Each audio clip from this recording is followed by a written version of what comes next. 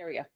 So, when we talk about codependency and how broad it is, we started bass backwards, where it's like, what does later stages of codependency look like? What does end stage codependency look like?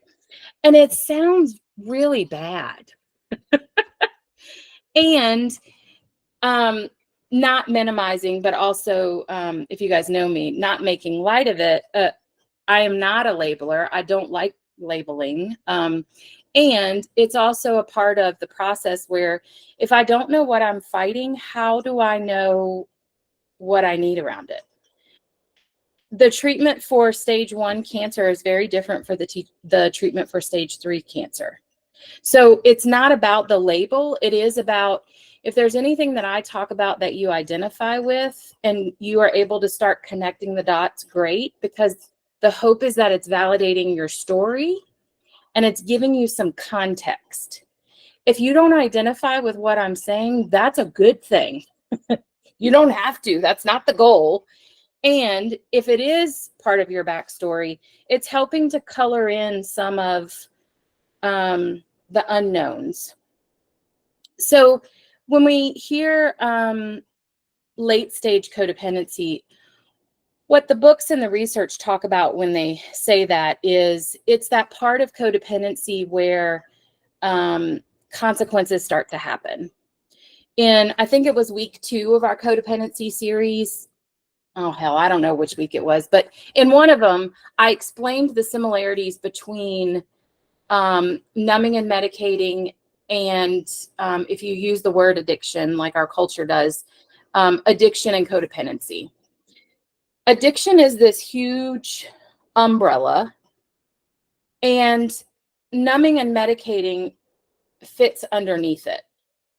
Any behavior and any substance can pretty much be an addiction. And some are stereotyped and judged as bad or worse than others. Well, is there truth to that? Sure. Alcohol, people can take 20 to 30 years before they start to have consequences, whereas other street drugs or substances can, within a year, demolish someone's whole story. The similarities that I made with that and codependency was I drew out the symptomology of someone chasing their addiction, whether that's money, whether it's sex, whether it's pills. There's a chase behind that. And in codependency, there's a chase. The chase is, whether I use this terminology or not, the chase is about how do I keep this person alive? And the reality is the neuroscience shows that it doesn't matter which of those numbers or medicators you use. The neuroscience, the biological effects on the brain are all the same. And that's really scary to some people. And I think it's scary to clinicians too, that don't think that they treat codependency. Because I've had a clinician say to me, I've never had somebody with codependency come in before. Well, where do you treat? Again, not to make light of that if you don't know my dark sense of humor yet. And it's cultural for us. So I think when it comes to clinicians that aren't familiar with codependency or are, my judgment is overwhelmed, can't understand the concept of it. They don't often teach or understand that if I'm stuck in my people pleasing, if I'm stuck in my dysfunctional role of childhood, hero, mascot, lost child, scapegoat, if I live out that role throughout my adult life, that's living in my pathology, my brain is going to look the same as someone suffering from addiction. Why is that important? Well, number one, that's important because amberism, don't Google this, it doesn't exist yet. I haven't written my book yet. Addiction to a person is way worse than addiction to an inanimate object. That is Amber's judgment. It's also my own personal pathology. Because me trying to keep my dad alive took so much more of me than someone chasing a drug. Think about that. It's an inanimate object. Yes, there's a physical dependency to it that totally takes over the brain. And when we are in a position where we take responsibility for someone's safety or someone's life, that uses every part of the body, mind, body, energy. So when we look at codependency and we talk about end stage is typically what we're referring to when there's consequences happening.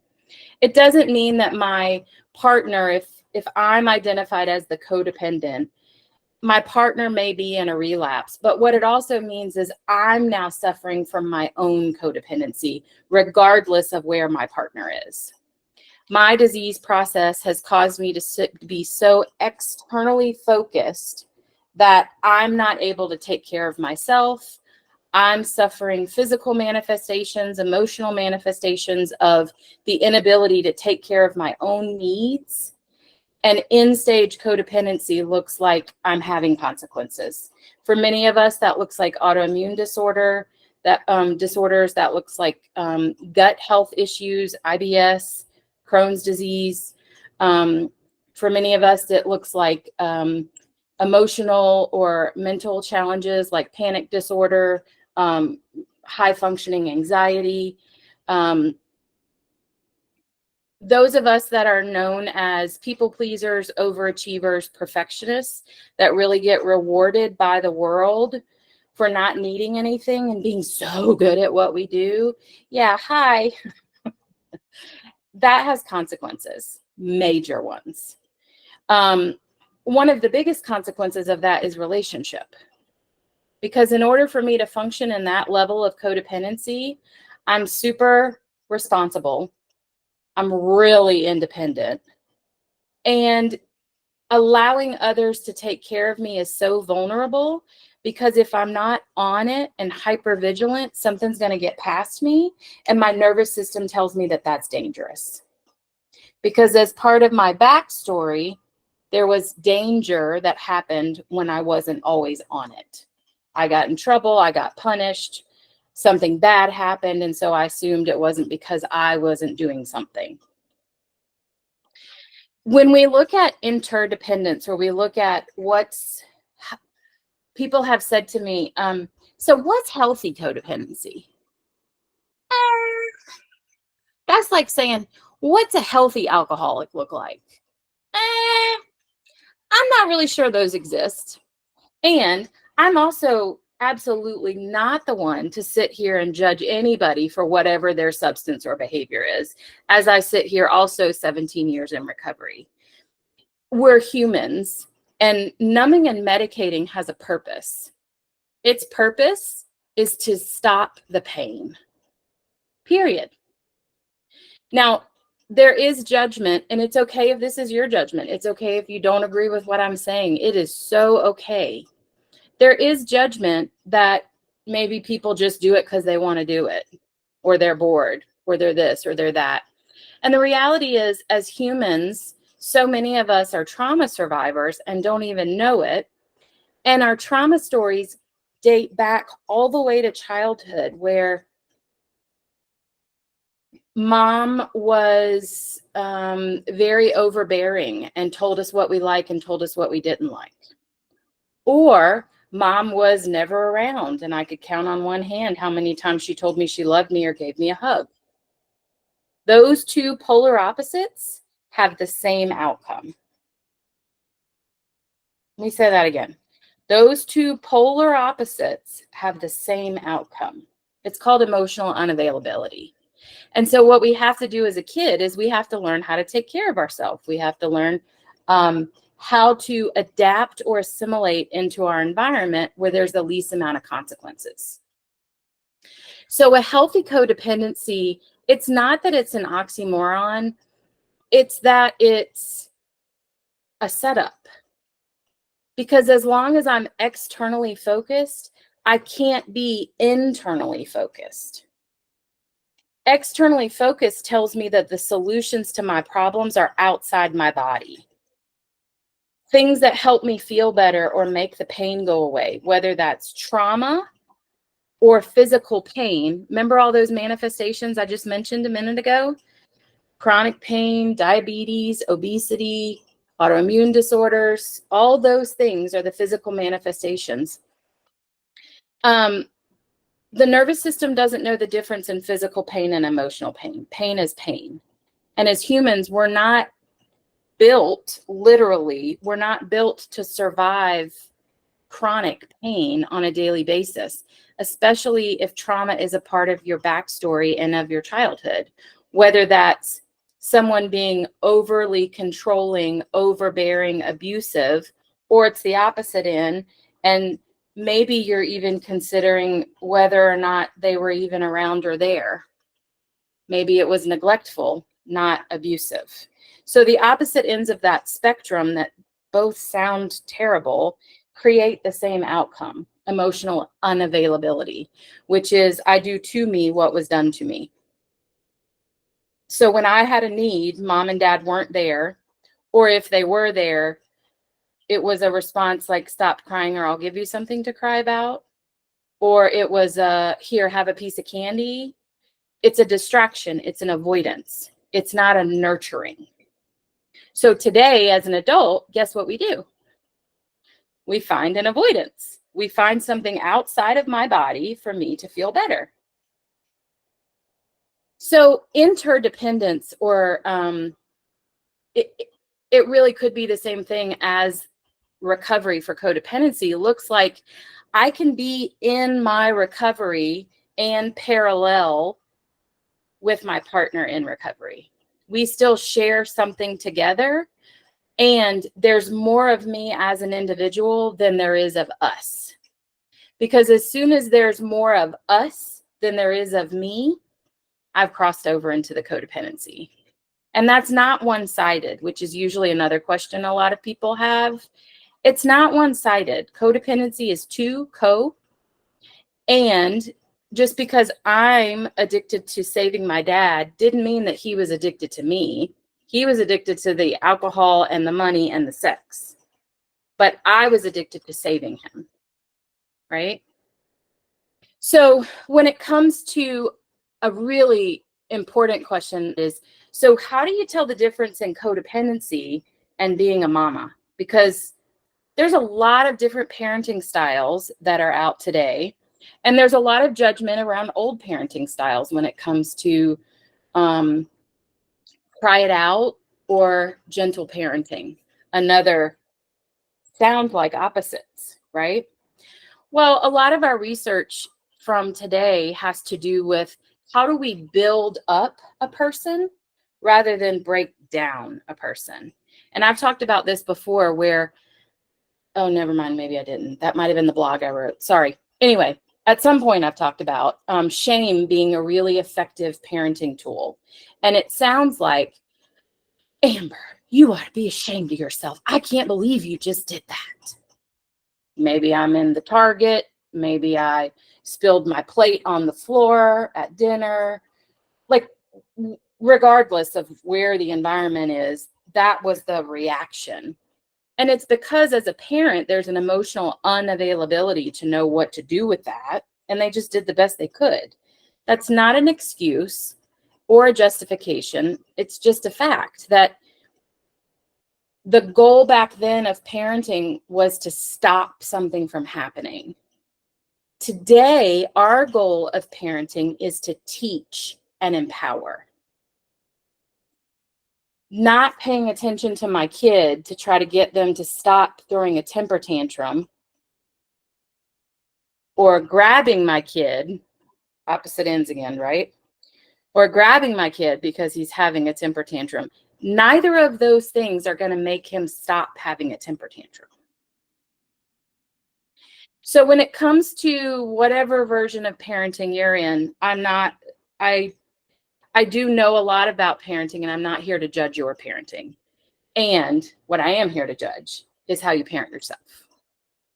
Because there is a correlation with how we were parented and how I talk to me, how I show up for me. If I grew up in a home where it was more on the neglect side and I rarely got a hug or an I love you, or maybe they weren't ever even there, I'm probably not going to notice me, my needs, or take care of myself very well.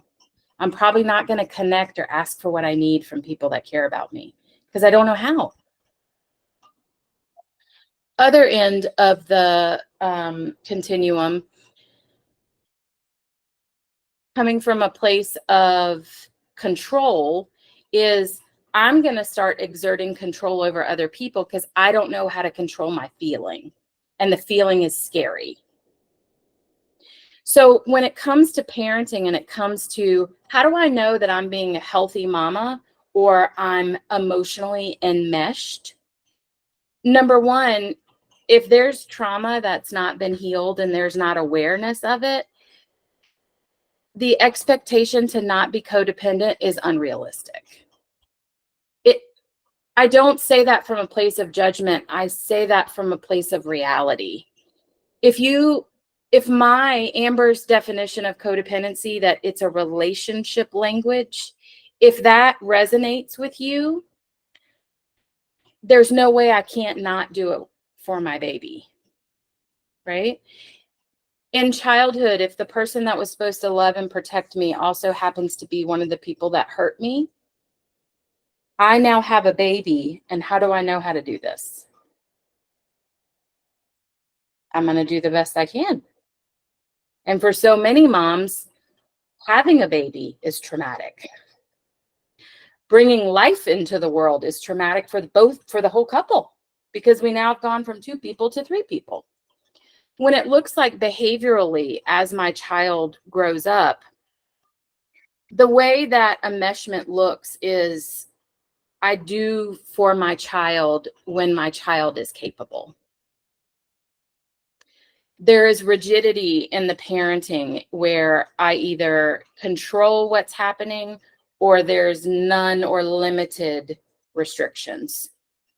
My 15-year-old, it's Saturday night and they're supposed to be home before the sun's down, but it's 2 a.m. and, oh, I know where they are. It's okay.